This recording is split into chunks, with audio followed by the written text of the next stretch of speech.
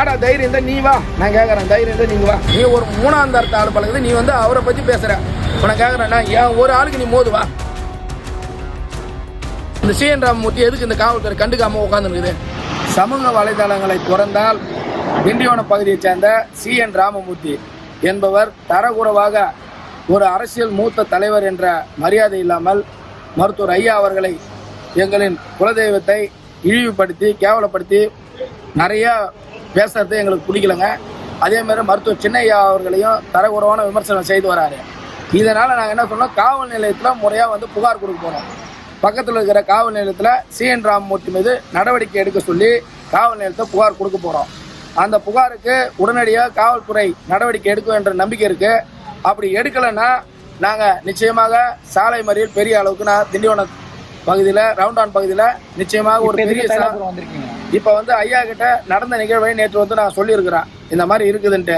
ஆனாலும் இப்போ திரும்ப ஐயாவை சந்திக்கிறதுக்காக சொல்லிட்டு அவரோட பர்மிஷனோட அவர்கிட்ட இந்த நடந்த தகவல் எல்லாத்தையும் தெளிவாக சொல்லிட்டு காவல் நிலையத்தை போய் நான் முதல் கட்டமாக புகார் கொடுக்க போகிறேன்.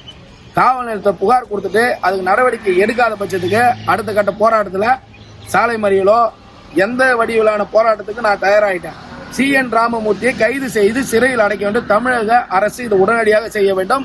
தமிழக காவல்துறை தொடர்ந்து இந்த சமூக வலைதளத்தில் உண்ணாவிரதம் பண்றதுக்கு முடிவு எடுத்திருக்குங்க.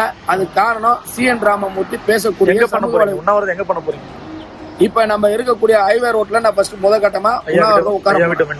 ஆமா, ஐயா வீட்டு முன்பு. என கட்சி தொண்டர்கள் இதை அறிந்து தயவு செய்து எல்லாம் ஒருங்கிணைத்து ஒரே அணியில் திரண்டு ஐயாவுக்காக ஒருமித்த குரல் கொடுக்க வேண்டும். ஏன்னா இதுல வன்னியர் சங்கம், பாட்டாளி மக்கள் கட்சி எல்லாம் இருக்காங்க. நாம எல்லாருமே சமூக வலைதளத்தை பார்க்கிறோம்.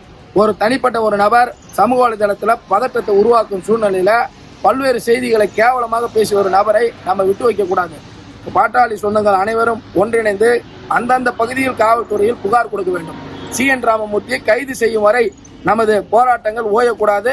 CN ராமமூர்த்திக்கு எதிராக பல்வேறு மாவட்டங்களில் வழக்கு பதிவு செய்ய வேண்டும்.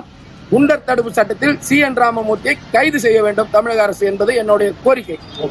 பிளே ஸ்டோர் மற்றும் ஆப் ஸ்டோரில் இருந்து பாலிமர் செயலியை QR கோடு மூலம் பதிவிறக்கம் செய்யுங்கள். செய்திகளை உடனுக்குடன் பெறுங்கள்.